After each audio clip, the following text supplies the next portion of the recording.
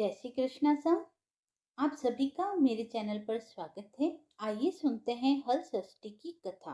हल षष्ठी का पर्व भगवान बलराम जी के जन्म के उत्सव के रूप में मनाया जाता है।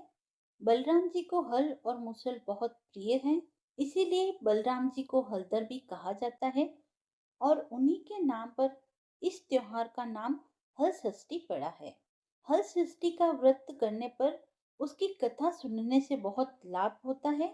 तो आइए सुनते हैं हल षष्ठी व्रत की कथा।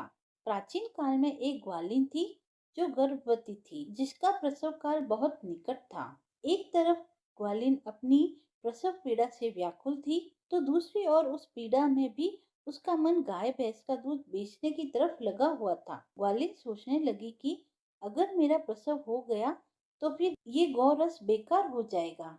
इसीलिए ग्वालिन फटाफट उठी और सिर पर दूध दही की मटकी रखकर बेचने के लिए निकल गई। रास्ते में वह किसी बेरी की ओट में चली गई और वहां उसने एक पुत्र को जन्म दिया। बच्चे को जन्म देने के बाद भी उसका मन दूध और दही आदि चीजों को बेचने में ही लगा हुआ था। तो वह बच्चे को वहीं कपड़े में लपेट कर छोड़कर चली गई और गांव में दूध दही बेचने लगी। संयोग से उस दिन भाद्रपद मास के कृष्ण पक्ष की षष्ठी तिथि थी, यानी हल षष्ठी तिथि थी।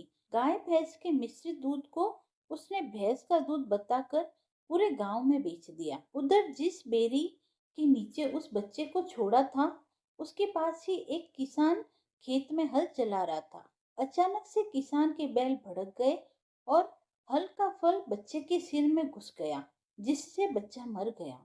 मरे हुए बच्चे को देखकर किसान बहुत दुखी हुआ और उसने हिम्मत से काम लेकर उसी बेरी के कांटों से बच्चे को टाके लगा दिए और वहीं छोड़कर चला गया। जब ग्वालिन सारा दूध दही बेचकर अपने बेटे के पास आई तो उसने बच्चे को मरा हुआ देखा।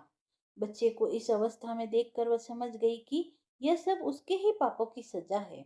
मन ही मन अपने आप को वह कोसने लगी। अगर असत्य बोलकर दूध ना बेचा होता और गांव की महिलाओं का धर्म भ्रष्ट ना किया होता तो मेरे बच्चे की यह दशा ना होती। उसने गांव वालों को जाकर सारी सच्चाई बताई और प्रायश्चित करने का विचार किया। ग्वालिन तुरंत उठी और गांव की महिलाओं को सारी बात बताकर माफी मांगने लगी और इस करतूत के बाद मिले दंड के बारे में बताने लगी।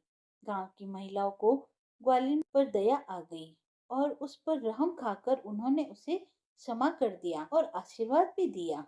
जब ग्वालिन गांव से निकलकर वापस अपने बच्चे के पास पहुंची तो उसका बच्चा जीवित हो गया था। उसने ईश्वर को बहुत धन्यवाद कहा और आगे से फिर झूठ न बोलने का प्रण लिया। कथा समाप्त हुई। यदि आपको कथा पसंद आई हो तो आप मेरे चैनल को लाइक शेयर एंड सब्सक्राइब करें। धन्यवाद।